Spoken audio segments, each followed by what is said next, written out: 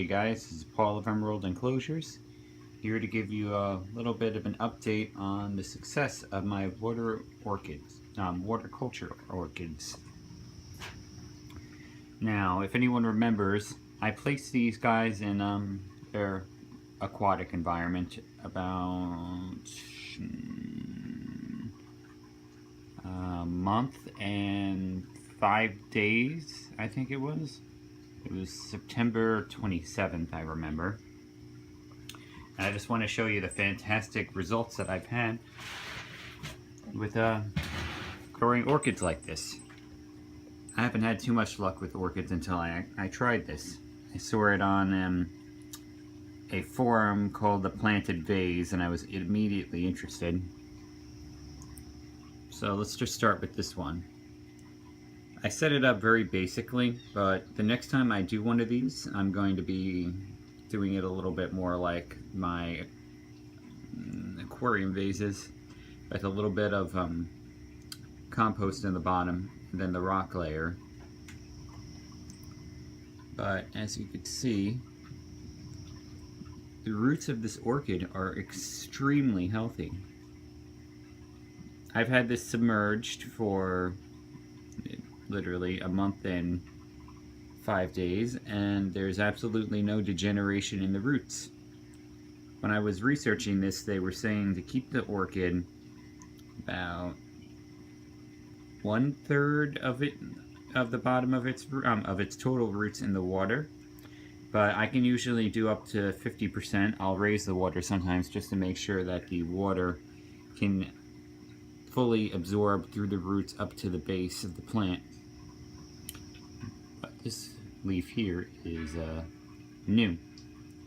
You can tell by being slightly brighter green than the older ones, which are just this dark green color.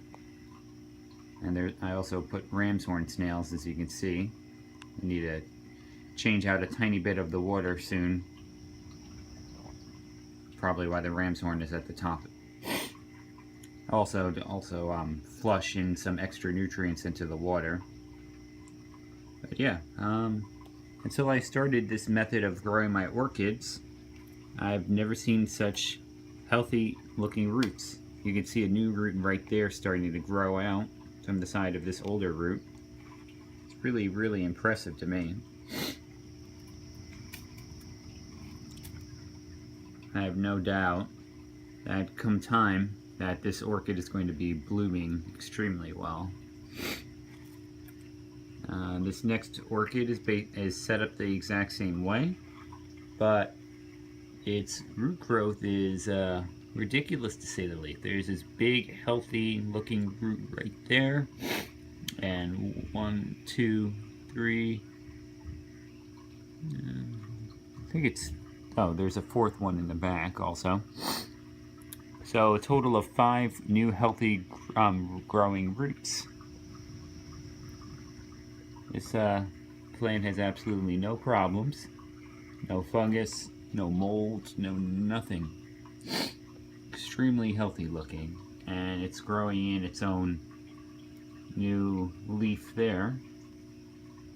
Again, another extreme success. Next up is this orchid, set up the exact same way.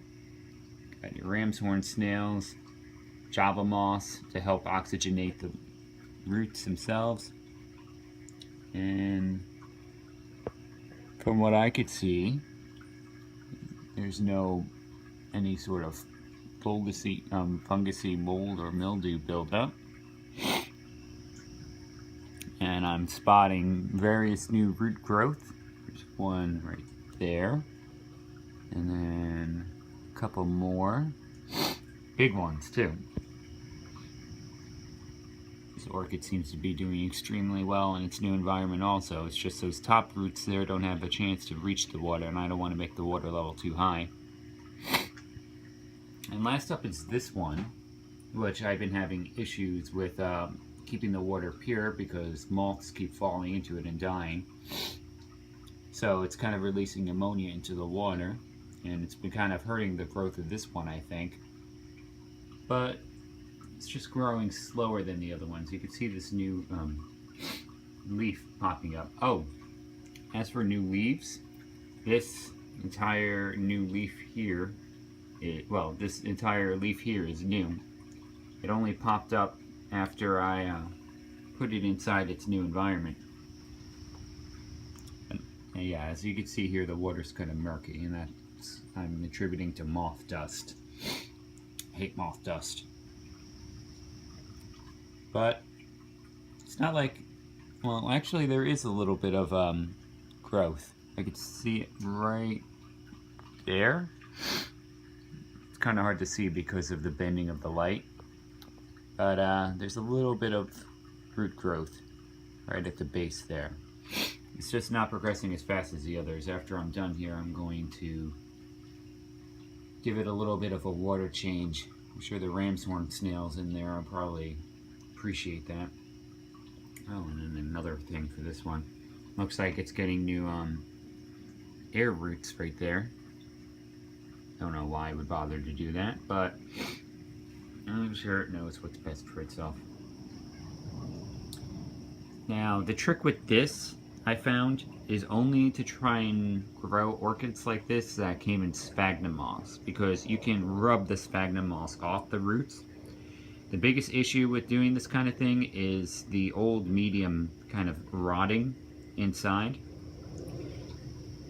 Sphagnum moss comes off easily, but if you're trying to grow an orchid in a water culture that originally came from fir bark, excuse me, the bark is going to rot, sully the water, and it's also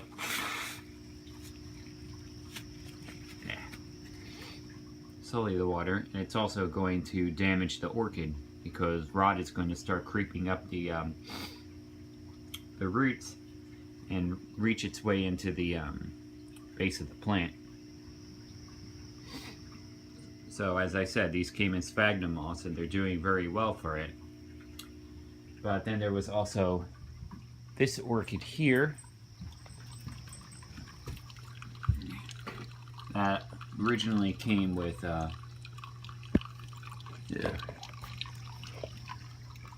originally came in fir bark. As you can see, after putting in the water, the parts of the roots that were that still has a little bit of that black on it, that's the fir bark, and it started to break down in the water, and it kind of killed some of the roots. The roots that had no attachment to the fir bark look extremely healthy. It's just I have to keep cutting this down and try and get rid of all this rot. Thinking about just putting it back in some fir bark and leaving it be. I wanted to see if I can get it to work in a water orchid set, but as you can see, this orchid's not doing that great. If this continues to creep, I'm just going to cut the leaf off, but if it hasn't reached the very base, then I'm just going to leave it and maybe just try and cut this out. I don't want to shock this plant too much because it's already going through a lot. And this here was the vase that it was sitting in. As you can see, I have some swordgrass at the bottom. Got my very large ramhorn snail. It's probably doing so well because of the compost layer at the bottom and then the gravel. So this is set up at proper. I also threw some duckweed in the top of that. That way it'll just purify the water a little bit. It was looking a bit murky before because of all the fir bark breaking down in the water, and it got a bit yellow, as you can see.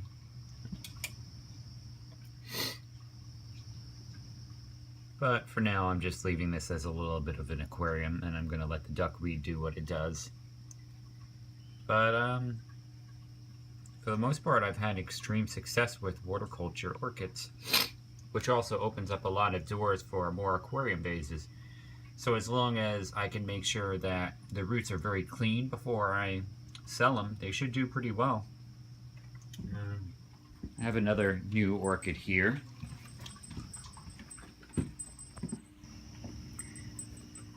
picked up for my job. The only thing wrong with it was that its flowers got snapped off accidentally. That's no big deal for me. I'm always buying these rejected orchids regardless. I let this one soak all night, and I don't see any rot, but yeah. I don't think I'm going to go over exactly how to transplant them into the water because it's so tedious to do, and I don't have enough time right now. But basically what you do is you just pull out all the old medium, make sure you bring some tweezers, and cut out all the bad root also. Just leave it until it's nothing but clean, fresh, healthy looking roots. And then once you're done with that, spray all the roots down with hydrogen peroxide, which is what I have inside this green spray container. And it should probably bubble a little bit because it did come from probably a Home Depot's or a Lowe's, and they're not exactly allowed to take care of their plants because it's not cost effective. Yeah, I'm going to be doing that for this orchid soon. It still seems really healthy for now, so I'm not too worried about it. I also have another orchid down here. And, well, it has a new leaf, but this orchid's not doing that well, so I'm probably going to try the water culture thing very soon on it. See how it does. But that's basically my update for water orchids. I highly suggest it. And I know what you're thinking, because I thought the exact same thing, that I had no idea that orchids could be grown like this. It's very, very cool to me. And as I also said, it opens up a lot more doors. And the orchids just really seem to love it. I keep getting new leaves, healthy growth, and so far there doesn't appear to be any downsides. I just change the water every now and then so I can bring some new nutrients into its environment. Anyway, this has been Paul of Emerald Enclosures. If you enjoyed the video, please like and subscribe so I can try and deduce what kind of content that I should be putting out. And if you guys have any suggestions, please leave them in the comments. Thank you for watching, and I will see you next week. Bye, guys.